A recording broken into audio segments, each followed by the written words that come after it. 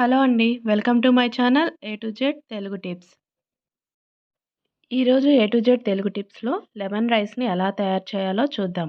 ఈ నిమ్మకాయ పులిహోర అనేది ఎలా చేయాలో అనేది అందరికీ తెలిసిందే. కాకపోతే తెలియని వారి కోసం అలాగే నిమ్మకాయ పులిహోర మరింత టేస్టీగా ఎలా చేయాలో ఇప్పుడు తెలుసుకుందాం. ముందుగా లెమన్ రైస్ కావాల్సిన పదార్థాలేంటో ఇప్పుడు చూద్దాం. ఉడికించిన రైస్, నిమ్మకాయలు, అల్లం, పచ్చిమిర్చి, కరివేపాకు, కొత్తిమీర, క్యారెట్.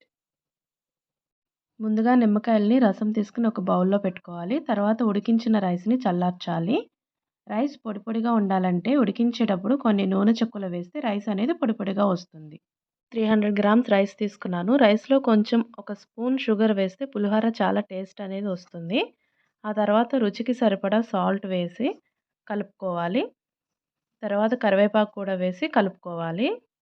తర్వాత నిమ్మరసాన్ని వేసి బాగా కలుపుకోవాలి. 300 గ్రామ్స్ రైస్‌కి ఒక 6 నిమ్మకాయలనేవి పడతాయి. ఈ విధంగా కలిపితే రైస్ అనేది విరిగిపోకుండా ఉంటుంది. ఆ తర్వాత స్టవ్ ఆన్ చేసి మూకుడు పెట్టుకొని పులిహోరకి తాలింపు అనేది వేసుకోవాలి. మొదటగా ఆయిల్ వేసి ఆయిల్ హీట్ అయ్యాక పచ్చిశనగపప్పు, సాయి మినపప్పు వేసి కలుపుకోవాలి.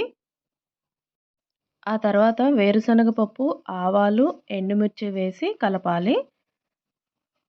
తర్వాత ముందుగా కోసి పెట్టుకున్న అల్లం, పచ్చిమిర్చి, కరివేపాకు వేసి వేయించుకోవాలి. వేగిన తర్వాత స్టవ్ ఆఫ్ చేసి క్యారెట్ అనేది వేసుకోవాలి. తాలింపు వేడికి క్యారెట్ అనేది వేగిపోతుంది కాబట్టి స్టవ్ ఆఫ్ చేసుకున్న తర్వాత వేసుకున్నాను. వేసుకున్న తర్వాత క్యారెట్ అనేది బాగా మిక్స్ చేసుకోవాలి. క్యారెట్ కూడా వేగిన తర్వాత ఈ తాలింపుని రైస్‌లో వేసి బాగా మిక్స్ చేసుకోవాలి. ఈ విధంగా తాలింపు అనేది రైస్ మొత్తానికి కలిసేలా బాగా కలుపుకోవాలి.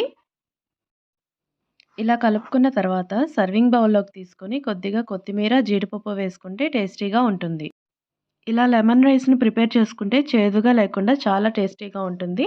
అలాగే నేను చెప్పినట్టు కొద్దిగా షుగర్‌ని కూడా వేసుకుంటే లెమన్ రైస్ మరింత రుచిగా తయారవుతుంది. నేను చెప్పిన లెమన్ రైస్ రెసిపీ ఎలా అనిపించిందో కామెంట్ సెక్షన్‌లో కామెంట్ చేయండి.